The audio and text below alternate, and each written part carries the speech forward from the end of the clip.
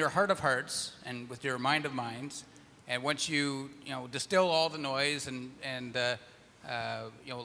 search through your NWM crystal ball, what do you project is going to happen? What do you project the rules will be? Well, let's look at the issues where they have real ideological challenges. When the rules came out, or the proposal came out on July 18th, the first part on income splitting was actually written up as draft legislation, as in, this is the way it's going to be. Everything else on the capital gains changes and the pipeline transactions and the passive income were just written as, what do you think of this, guys? As proposals. So I would say that if we're looking at compromises, something like the following might happen. Number one, they are going to take a serious run at income splitting, and they're going to try to create some way of measuring what's reasonable. They are going to really have to watch out for what that means between spouses.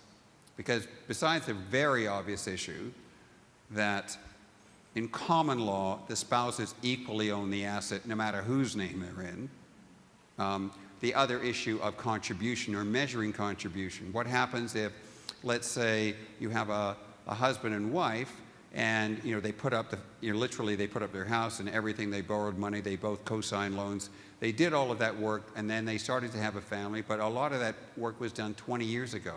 Clearly, capital and effort and labor was spent in giving this business a chance to become successful. Fast forward 20 years, where do you get the right to say that that spouse no longer has the right to income from that company unless he or she pays twice the tax rate of her husband or wife? Doesn't sound very reasonable. But on the other hand, the issue with children is a different one. So I think politically they would find themselves likely on the right side of that. So I would say income splitting is the most likely of the three things to come out. The passive income is so incredibly complicated that I think that for it to work, it needs some kind of threshold where, from a compliance perspective, it applies to a small subset of the companies involved. That would be a good result, because at least for the rest of our clients, we could say, okay, well, technically, well, business as usual. And the third thing on pipeline planning, that was actually a bit of a tax dodge anyway, and most of our clients had never been involved in that kind of strategy. But the issue of what happens if I sell my farm or business to a family member, that is poison for the Liberals. They cannot win that discussion. It's so hard for me to see that that they won't have to make concessions there, because it's completely unreasonable to Canadians that somehow selling to a family member would invite much higher tax levels than selling to strangers. It doesn't resonate. So that would be my best guess. Maybe I'm being a tad optimistic on all of those things, but that would be certainly my hope anyway of the end results. I'd like to be a touch bit more half glass full than you on the income splitting one, and my hope would be that they would back off more on the income going to a spouse. I get what you're saying on the children. Mm-hmm. I think that one's a done deal. Yeah. But the reasonableness one, I'm not sure how that's going to be defined.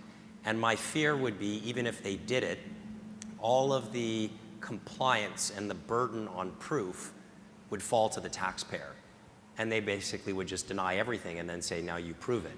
And finding records of effort and contribution going back 20 years, like how would that be done? Well, it would be impossible, of course. And one of the things the courts generally don't like, and it depends on how many people decide to fight something, they hate things that are vague. So if the tax department wants to get a certain result, they have to be specific about what the rules actually are.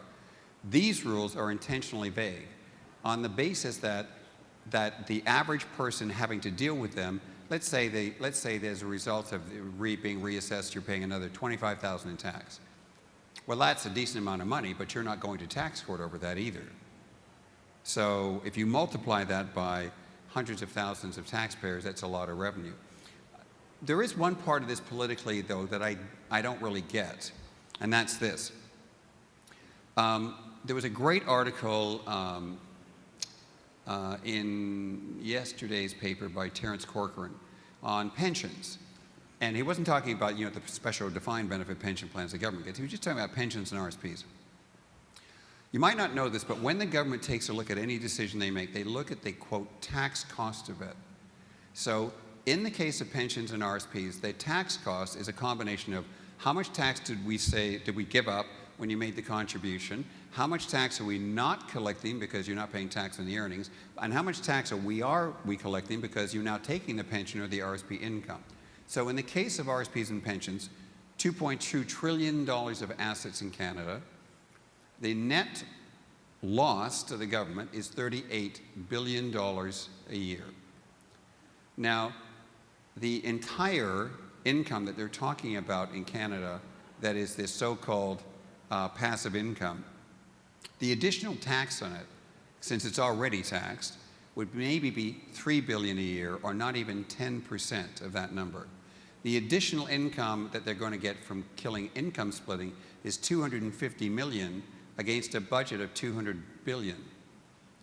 Last year, they decided to not go ahead with stock options for people over 100,000, which nobody would have complained about because it's over 100,000. And that was going to raise $840 million, 3 times what the benefits of income splitting are going to raise today. So I don't really understand what the political win is here, because there's no financial win. And that's something that still nobody's truly explained to me and made me get a handle on. I don't get it. This is a lose-lose proposition as far as I can see for the Liberals. Any other questions?